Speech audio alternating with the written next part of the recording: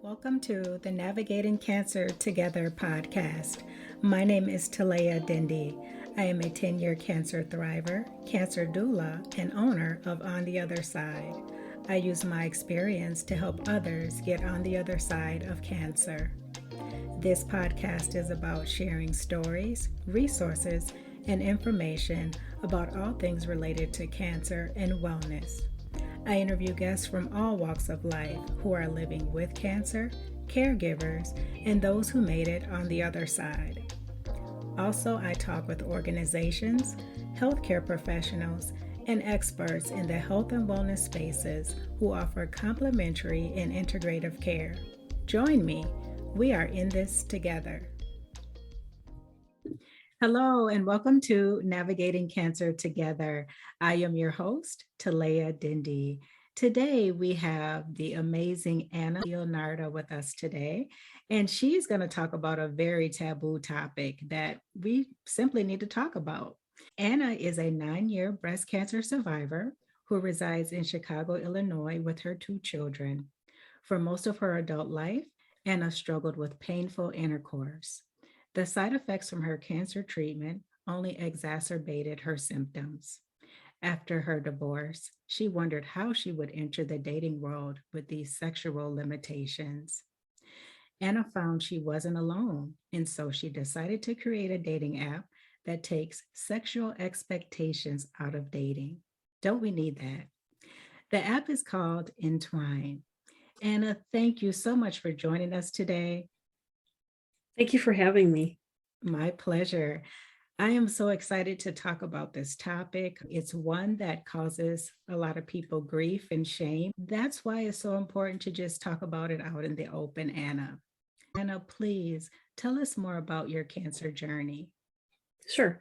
So when in my younger years, my teenage years, I had endometriosis, and that can cause irregular periods, painful intercourse, and heavy periods, cramping, everything. So I dealt with that. And when I became sexually active, I would notice that it was painful. So I would go to the gynecologist and she would say, well, just have a glass of wine and relax, you'll be okay. And I'm thinking, okay, I'm married, I'm in my 20s and intercourse hurts. I'm like, what am I supposed to do? So I kind of dealt with the pain. And then I went to another doctor a couple of years later and the same thing. I'm like, my libido is diminishing. It's painful intercourse all the time. And I don't know what to do. And same thing, have a glass of wine, just relax. My friends would be like, you're maybe with the wrong person. And I met my ex-husband when I was in 8th grade. So I was with one person all my life. So I'm like, well, I'm not going to go cheat on him to find out if that's what the reason is. Mm-hmm. So I dealt with the pain for a while, and I had 2 kids, thankfully. One's 19, one's 14 now, and over time, I kept dealing with the pain, and I had at least 3 or 4 doctors tell me the same thing, just relax, that's what's wrong with you, you need to relax. Okay.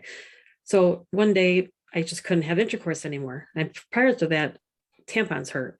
Like, why do tampons hurt? You know, I thought it was normal. I don't want to talk about it with my friends. It was embarrassing. So I just didn't tell anybody. And then, so I was attempting to have intercourse and nothing would go in. And I was like, something's wrong with me. It's like hitting a wall.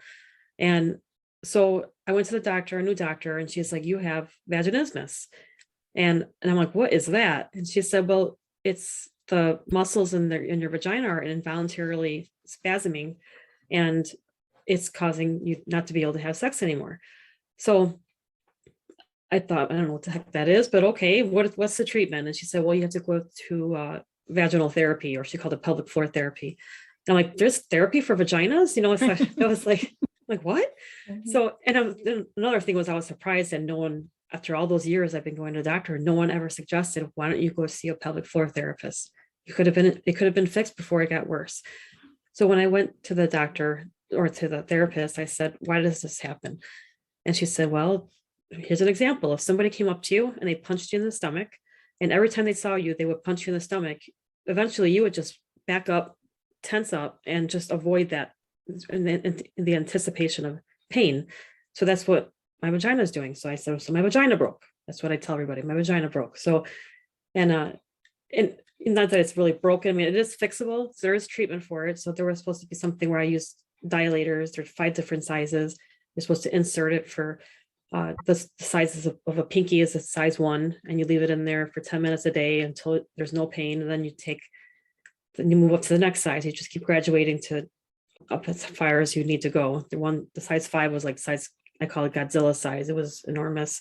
I don't even know why they create something that that large. But so yeah, I did the therapy, but then it was just slow. It was a slow process. I would start, you have to be consistent. I wasn't consistent. So I I was in the shower. I was 36 years old and I found a breast lump. So I thought, well, it's probably nothing. I don't have any cancer history. I'm only 36. Just nobody in my I don't even know any friends that have cancer. So I thought, well, let me get it checked out. And that's what I did.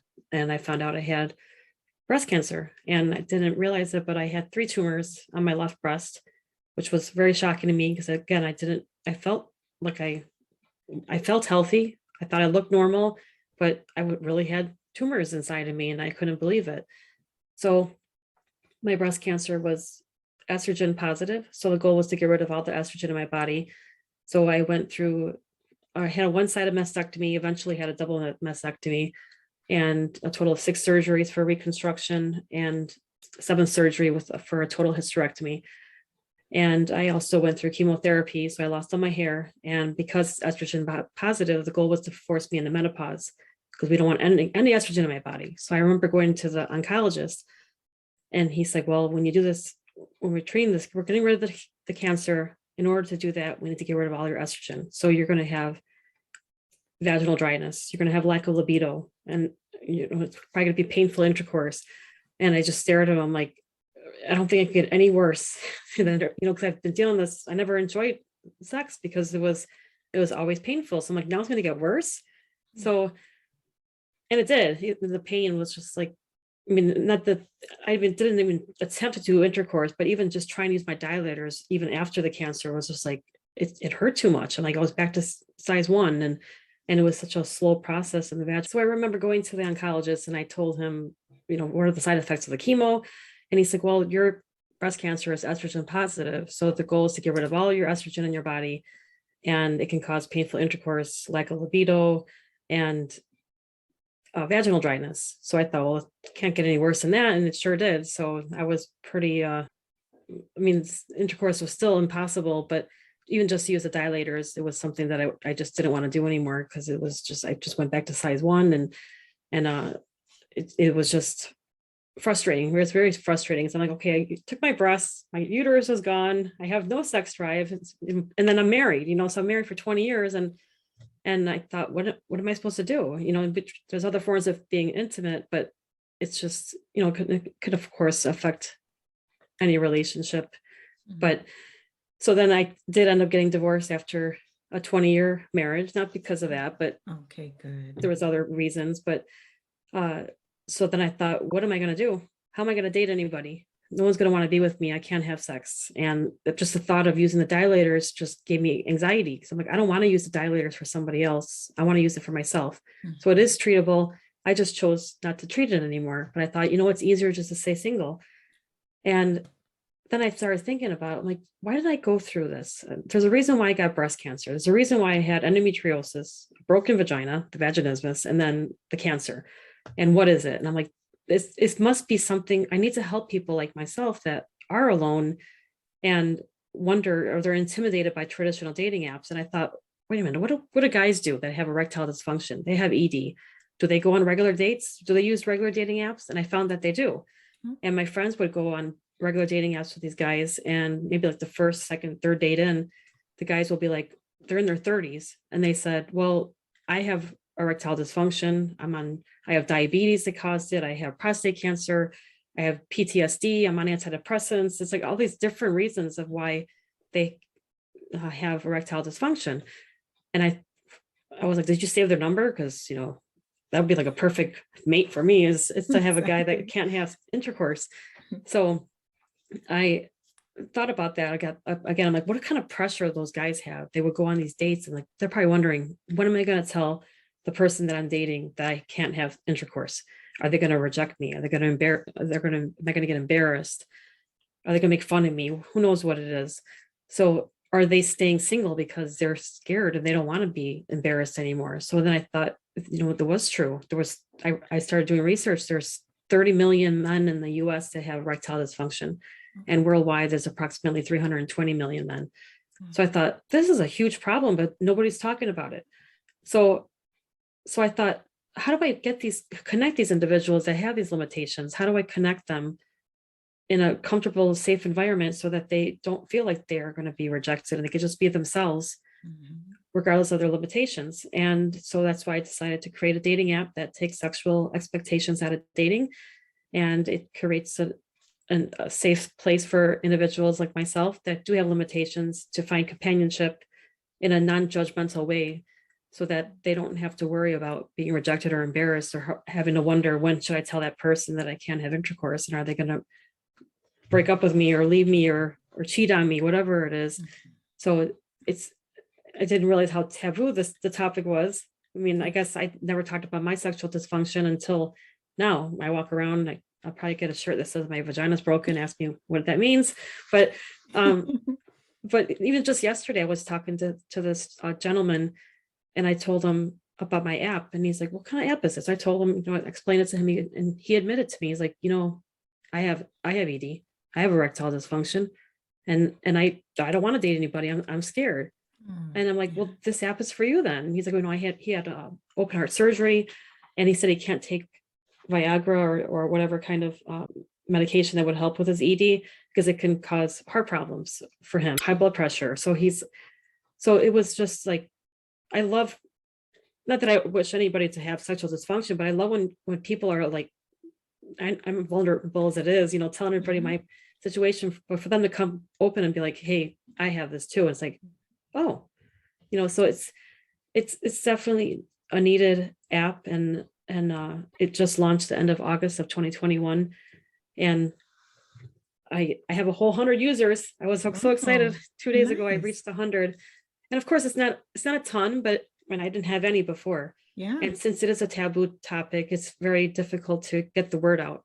So I'm trying to use social media, trying to join podcasts, and it's all worth it, because I feel like I said before, I feel like I went through this cancer journey and all the other sexual dysfunction that I had all my life for a reason, and it's to help these individuals that are lonely and possibly depressed, and they just gave up. They can't date anymore, but there is someone out there that will love them just the way they are. And that's so true, Anna. And I'm so happy that you created this app, because there are so many people that are struggling and suffering in silence. And these are things that we need to talk about. We're all human. And at some point, we're going to have some kind of, issue that we'll have to work through with our health. And, a lot of times when we are getting cancer treatment or other forms of treatment, like for diabetes, it's almost like a give and take. It's like, okay, in order to treat this problem, we have to create this problem. Right. And, it's unfortunate, but having something like your app in place to help people that, have to go through those things and suffer from those side effects is so important. And one thing that I was thinking about is, well, if you take the sex out of it when you're meeting someone, and getting to know someone, have you found that it has brought people closer together? I think that I haven't had any success stories in the app yet. I just got an email today, people thanking me for the app, because they're saying they've been lonely for 15 years and finally they're able to date again. But I found that some people crave the emotional connection rather than the physical. And that's how I am. Like, I get more emotionally attached to somebody than physically.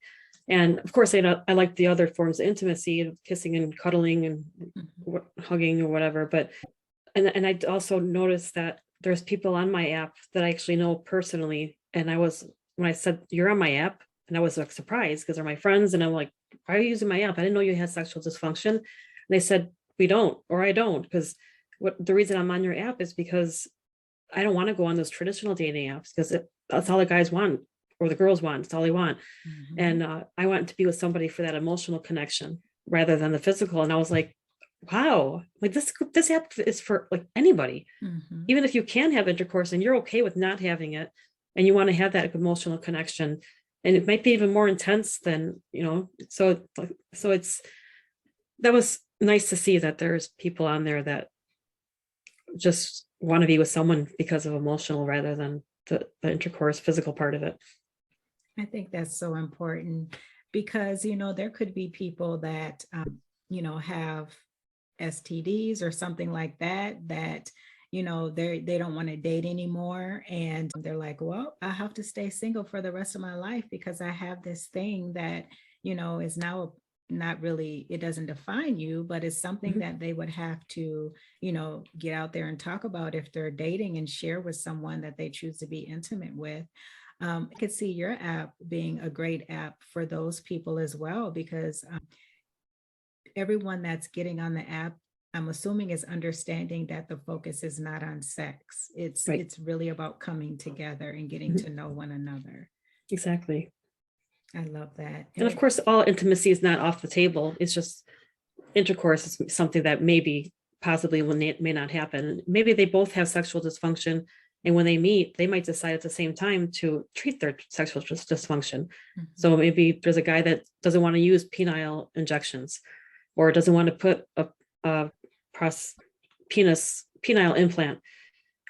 There's all these options for the guys that maybe they don't want to do the treatment, but maybe when they meet the right woman or man, they'll decide, well, let's work on this together. Maybe we can make this, do the therapy together or whatever. So it's that I can't wait to hear the stories that are going to start coming in and just, stuff like that, or just even just saying like, people have been single for so long and now they finally found someone that just understands them.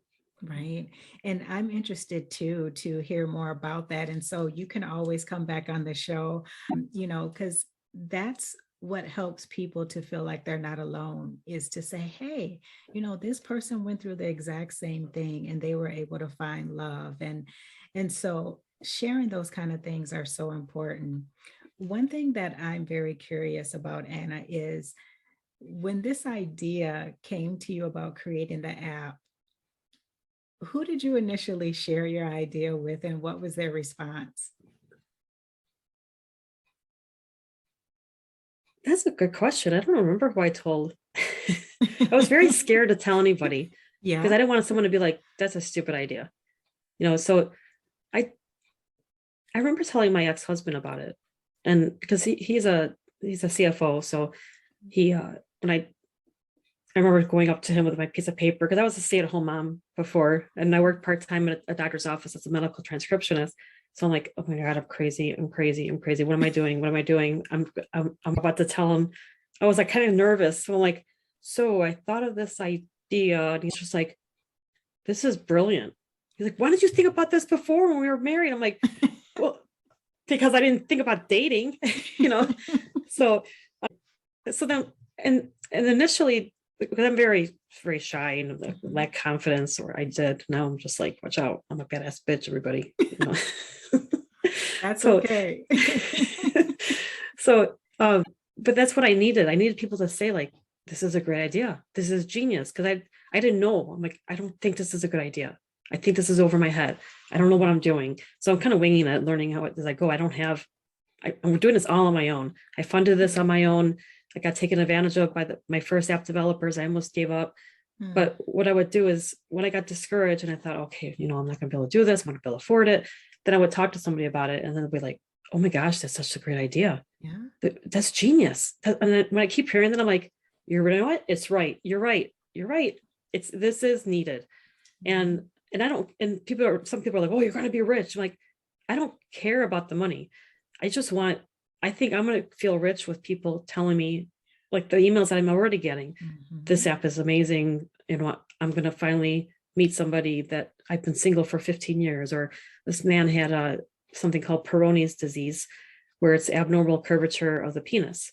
And he said that he's been single for so long because he says he feels like a fraud to these women because he'll go on these dates, and then after like the third, fourth date in, he'll say, I have Peyronie's disease. I can't have sex. There was painful intercourse or whatever it is. And then he said, these women just like, kind of like look at me like I'm, I have two heads, and then just like, they just don't want to talk to me anymore. So now with your app, it gave me hope. I get to go on it and not have to worry about even explaining it. Just assume that maybe I can have intercourse, and then down the road, they can tell them what their limitations are if they wanted to, but it could be even sexual trauma. There's just so many different that demographic is just, there's a lot of people I need to reach. That's A so little true. overwhelming. That's true. And, people that have, gone through cancer treatment or, had a hysterectomy, for anyone really, like you just said, it offers hope that, there is life after that experience that I went through. Sometimes you feel like, well, I had to give up this to be alive, or I had to do this particular thing to be alive. And you felt like you've given up so much already. But then to see an app like this that gives you hope and say, you know what? I could still get out there and potentially meet my future partner. And so it's needed. So keep going, Anna. Keep doing what you're doing. Thank you. And I just want to applaud you for stepping out there and talking about something that is taboo, or you know, people are kind of hesitant to talk about it because the way sex is portrayed today in society and on TV, but there's so much more to it. And It's I true. think that's what your app is saying, that, hey, there's way more than the physical aspect of it. And I think that's important to share as well. So after I got divorced, I started going out and meeting new people, and I wanted to kind of test to see how would it be if I was going to go on a date with somebody. How would it that conversation be? What I would do is if I would meet somebody and the guy would be like, hey, you want to go out? I'm like, let me tell you about this app I created and this condition that I have. So some of them are just extremely insensitive, and it just reminds me of why I need to create this app. So I'll tell a guy I can't have sex, and he goes, "Oh, that's okay. You have other holes." I heard that, I don't know, 3 or 4 times already. Wow. And then, or you have it, what about anal? It's like, you haven't even bought me a steak dinner yet, and you're asking me if I want to do anal. So I was like, so then, or you have the perfect reason why a guy wouldn't want to be with you, or don't ever date anybody or be with anybody because you'll never make them happy. It's like, so I thought there, I'm like, wait a minute. I can handle that. I'm not crying. And, but if somebody hears that initially, they may never want to date again. They're never going to tell anybody about their condition. But for me, I'm just like, this is just, it's a reminder to me to say this is needed, because there's people out there that have heard all this horrible, insensitive comments. And I feel like this is their answer, is that the Entwine app is that for them. So no, the cards are on the table right away. Intercourse may not be a possibility. If that's a problem with you and you need that in a relationship, then don't use my app. Well said. Well said. Anna, you touched on erectile dysfunction. One thing I wanted to ask you is, if someone suddenly has ED, what do you suggest they do? Like, what are some of the warning signs or underlying conditions? I was learning recently that erectile dysfunction, if somebody just all of a sudden has it, it could be a warning sign. It could be something where they have clogged arteries, or about to have a heart attack. They could be having a stroke soon. It just, so if you do find, if there is a guy out there listening, or somebody's partner that knows that they're going through this, have them get checked out, because it could just be as simple as maybe your blood pressure's off. If it doesn't mean that it's cancer right away, it doesn't mean that it's inevitable that you're always going to have erectile dysfunction. It just could be a warning sign too. So just get it checked out. Don't be embarrassed. The doctors hear about it all the time. So just get it checked out, and hopefully, again, it's an easy fix, and it's not the end of the world. Just because you have prostate cancer doesn't mean you're going to have permanent ED, erectile dysfunction. There's a bunch of treatment out there. My app, some people say it's a dead end app, but it's actually not, because there's treatment for men and there's treatment for women, and they don't have to do the treatment. So if they don't want to do the treatment, then they use my app. So it's not, that doesn't mean that it's a dead end, because I have treatment. I just don't want to use it. I just want to do it. But it's same with the breast cancer too. If I found my lump, I got it checked out right away. If I waited a few more months, or who knows how long, I wouldn't be here anymore, because it was a fast growing tumor, a fast growing cancer, aggressive. And so anybody out there that does find anything abnormal, something's not right, just get it checked out. Don't wait, don't procrastinate, because early detection is key for a lot of different conditions, or any new symptoms that come up. Great advice. Thank you. Anna, please share with us how the app works and where they can find it, of course. Sure. If they go to entwinedating.com, that's ENTWINE dating.com, they can download the app for free. It is a free app. They'll have some premium features available where you'll be able to see who liked you. And so you can kind of like interact with them that way. So when they go on the website and they download the app, they can just put in their information, their basic information, their birth date and their location. And it will have a heart and a little X next to the picture, underneath the picture. And then you can hit heart if you like the person, X if you don't. And then if they like you back, then you'll be able to message them and have a conversation to decide if you would like to meet in person or not. But right now it's a pretty basic app just because it is self-funded. So like there's not too many filters in there. So you don't have to disclose what your limitations are. Even if you have any limitations, you may not even have sexual limitations, but you can put a little information of what you do for hobbies and everything. But you do not have to tell anybody what your limitations are until you meet them. Then it's up to you. So there's no pressure there either. Wonderful. I like that because everybody is coming on the app for pretty much the same reason in some form or fashion. So, why make it initially something that you have to share up front, get to know people. And again, that's another example of this app kind of encourages people to get to know each other first. That's what I like about it. I like that. Thank you. Because like you said, I've heard stories of how some of the other apps work and so, how things can go bad quickly. And it's like, Right. I think that this is a step in the right direction because we need to get more back to human connection and emotional connection and taking the time to get to know each other because in my mind that's a form of healing too because so many people are suffering from that. It's true. Even I'm in an erectile dysfunction group on a support group on Facebook, and I saw a gentleman post on there, I don't know why I'm living anymore. No woman will ever want to be with me. I have ED. And then there was other people commenting and saying like, this is a common thing for veterans that they have PTSD, they have sexual dysfunction and they're suicidal. And they find out like weeks before they committed suicide, they found out that they were actually talking to the therapist about how they're lonely and depressed because of their sexual dysfunction. It's like, I got to reach veterans. I got to reach urologists. I got to reach cancer centers just to see that comments. It's like, oh my gosh, this is heartbreaking. Like there's people that are suicidal and they just think there's no hope. And so they have to hear about my app. And it's, like I said, it's free. I got to get the word out as quickly as I can. So that's why I'm grateful that you have me on your show to allow me to talk about my story and my app and increase awareness and try to end the taboo or the stigma of sexual dysfunction. I think it's so important because it's something that unfortunately can have a huge impact on women for sure when they go through cancer treatment and men, other kinds of treatment, as you mentioned. And sometimes I've heard stories where people have agreed to have a certain type of cancer treatment, but their healthcare team or their doctor didn't share with them that it could potentially affect their sexual life and abilities. And then they're left wondering, well, what is going on with me? And, maybe they didn't freeze their eggs so that they could have children later because they weren't told that, the treatment could have an effect on them like that. There's so many different things going on, lack of information, lack of correct information, simply not talking about things, lack of education. Could you please say it for me? Vaginismus. Vaginismus. I never heard of that before. I didn't either.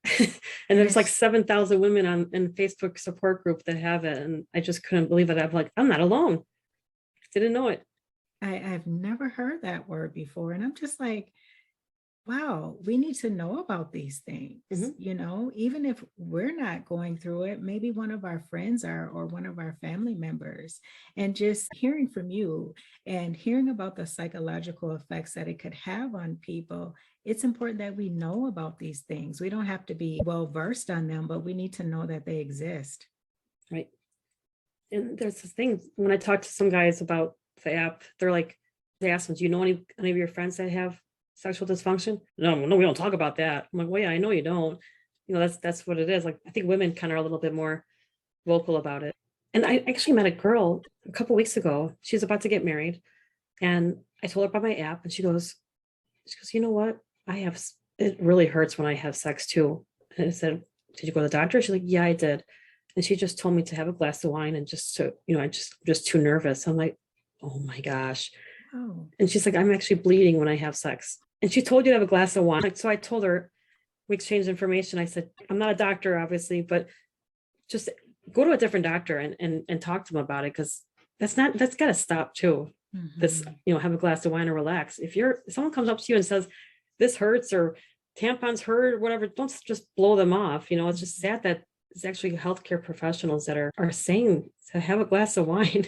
Okay, I'm just going to get drunk and then you can have sex, Anna. Yeah, that's odd, especially if a person is bleeding. That's major, I would assume. Right. You talked about pelvic floor therapy. Where would you recommend people start with getting more information about that? I know there's a lot of, like, if you go to your gynecologist, you should be able to ask them, who should I go to for pelvic floor therapy? I know there's even websites out there. I'm not sure if it's any specific ones, but they can go on there and type their city and state, and they can find their closest pelvic floor therapists in the area, and they can at least examine them and just find out if they have even a condition. So instead of just getting blown off and getting instructed to get what kind of wine to get at the store. Yeah, that's bizarre and unacceptable. Quite there, it has to be done better than that. I just want to thank you for opening up and talking about this because, like you and I'm sure there's other people that have never heard of that before, or they know people who have erectile dysfunction, men out there. Anna is someone that is willing to support you. She has an app to support you. I'm glad that you brought this to the show, Anna, because there's one thing that for sure, and there's a lot of men out there that don't want to ask for help. They don't want to be viewed as weak or unmanly. You're a great example that there are people out there that are not judging you, and there are people out there that want to help you so that you can live your best life and be happy. On that note, Anna, is there anything else that you'd like to share? I would like to also say, if you are somebody that is going through this and you have been alone, just realize that there is someone out there that will understand your sexual limitations, and you do deserve to be loved, and nothing is ever worth ending your life over. So just get the help you need and check out my website, and I hope that you can report back to me and just give me a successful story of meeting somebody that's just the love of your life. Just I just want to change so many people's worlds. I know that there's a lot out there that are silently struggling. Thank you, Anna. That's so important. I just can't say it enough. There are people like Anna out there that have resources and her app where she can help you through this. So please don't suffer through this alone. Anna, before we end today, I like to ask my guests two questions. Mhm. And the first one is, what is something that you've learned in life that you would like to share with the listeners? I would say to always seek out a second opinion, because I did not get a second opinion. I was in a hurry. I trusted everybody. I trust everybody. That's which I changed Mhm. that lately, but just get a second opinion, because I was supposed to have some reconstruction surgery that was going to be horrific. And I trusted my gut and just went to a different doctor, and I was scared to. And I don't know what it was, but I just didn't want to get a second opinion. I want that doctor to think bad of me, because so if there is something you're going through with some kind of medical diagnosis, it doesn't hurt to get a second opinion. That's something I definitely wish if I went back to my first time diagnosis, I would have definitely reached out to a number of plastic surgeons instead of just sticking to the one that was super arrogant and confident. Great advice, Anna. There's nothing wrong with getting a second opinion. Actually, it's in your best interest. And I think a lot of people, Anna, feel the way that you mentioned that, hey, I'm betraying my doctor. It's just that you are just seeking more clarification. You're looking to see if there's a different perspective, a different option. That's advocating for yourself and taking care of yourself. That's right. Mm. And finally, Anna, what is next for you? Well, my app is actually only available right now initially in the US. So my goal is to have it available worldwide. And I hope that's soon, because I already had people from Canada, UK, Australia, India, asking me, when is this app going to be available in my country? So that is one of my ultimate goals, is to do that where it's available to everybody, because I don't want to tell anybody, no, it's not available in your country, but hopefully soon. Wonderful. And besides your website, if people want to connect with you or learn more about you, would you like to mention any other social media sites or anything like that where they can find you?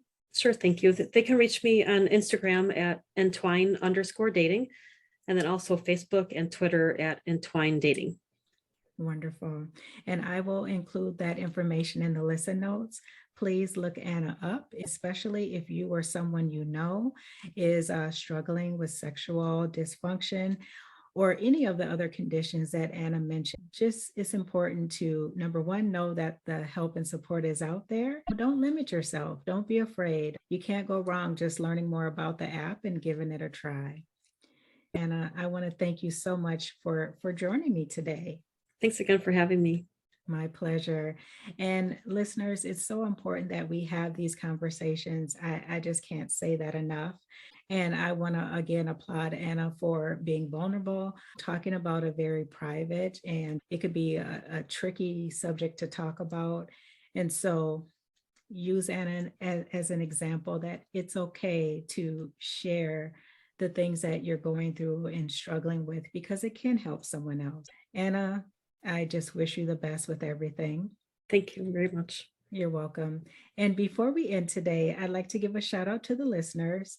That is it for this Wednesday. Thank you so much for joining us. And until next time, let's keep navigating cancer together. Take care. Thanks for listening to this episode of Navigating Cancer Together. I hope you enjoyed it. Please be sure to subscribe. And if you appreciate the show, drop a positive rating and review on Apple Podcasts or Spotify. For notes from the show, visit ontheotherside.life and check out the podcast section. After you check out the show notes, head over to my gift shop and show yourself or someone special in your life some love with gifts of encouragement, hope, and positive affirmations. I would love it if you joined us for the next episode. Talk to you soon.